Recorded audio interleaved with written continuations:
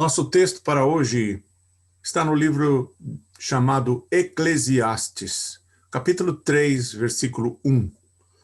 Tudo tem o seu tempo determinado e há tempo para todo propósito debaixo do céu. Esse versículo, bastante conhecido, é seguido de um poema, versículos 2 a 8, que descreve essa sequência de momentos que a vida tem. Um texto, talvez o mais conhecido deste livro, chamado Eclesiastes, que é um livro cujo nome em hebraico é Kohelet, que significa não o pregador, que é o significado do termo Eclesiastes em latim, mas o professor, ou melhor ainda, o perguntador, aquele que busca a resposta. Qual resposta?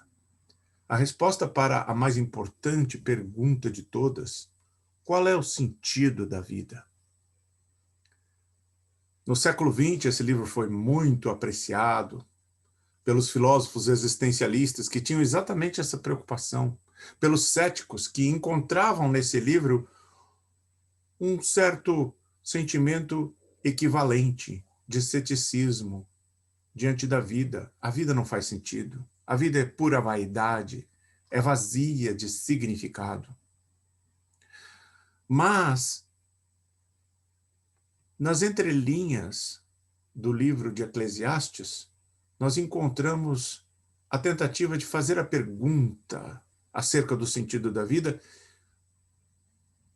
cuja resposta está presente no resto das Escrituras.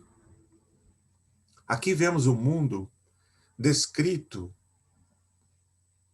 da perspectiva de alguém que não tem esperança e que vê o mundo apenas debaixo do sol.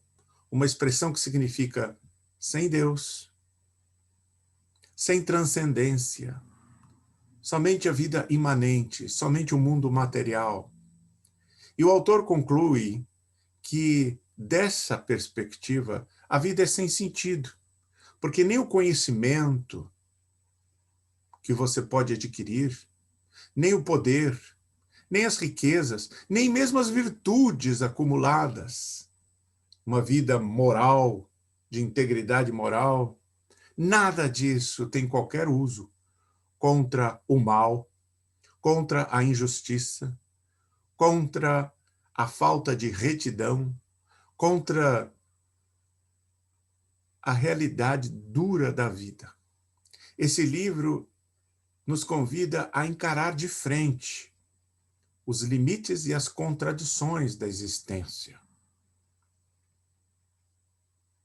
e a concluir que é preciso buscar além da realidade, além da concretude, além do mundo como o conhecemos, a resposta pelo sentido da vida.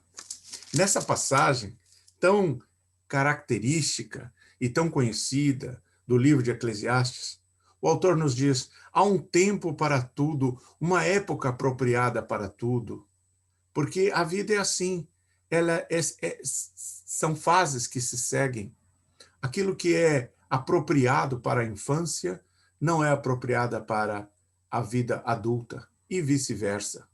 Aquilo que é apropriado num determinado dia pode não ser apropriado para outro dia. É preciso ter sabedoria e prudência para saber qual é o momento apropriado de dizer algo, qual é o momento apropriado, a estação, o tempo apropriado para fazer algo. Esta é uma verdade que todos devem abraçar. Mas é bom saber que existe um tempo apropriado para se fazer as coisas. Leia o poema de 2 a 8 e você verá do que estou falando. Esse poema, ele é constituído de 14 linhas divididas em duas partes, completando 28 versos. O ciclo lunar é exatamente uma tentativa de apontar novamente para os movimentos cíclicos e as fases e as estações da vida. Mas o mais importante é que essa falta de sentido pode ser modificada. Se seguirmos aquilo que o próprio livro diz no seu último versículo, que fala de ter reverência diante de Deus, fala do temor do Senhor, que é o princípio da sabedoria, não é medo, é reverência, é espanto, é maravilhamento diante de Deus e da manifestação de Deus na criação e na história. Guardar os mandamentos, diz o autor. Isso significa estar aberto para ser instruído, para receber instrução da parte de Deus, direcionamento. E é justamente isso que nós recebemos em Cristo Jesus, o Verbo encarnado. Cristo representa uma invasão no tempo da eternidade, uma invasão do eterno na temporalidade, uma invasão do infinito no finito, dando sentido àquilo que não tem sentido.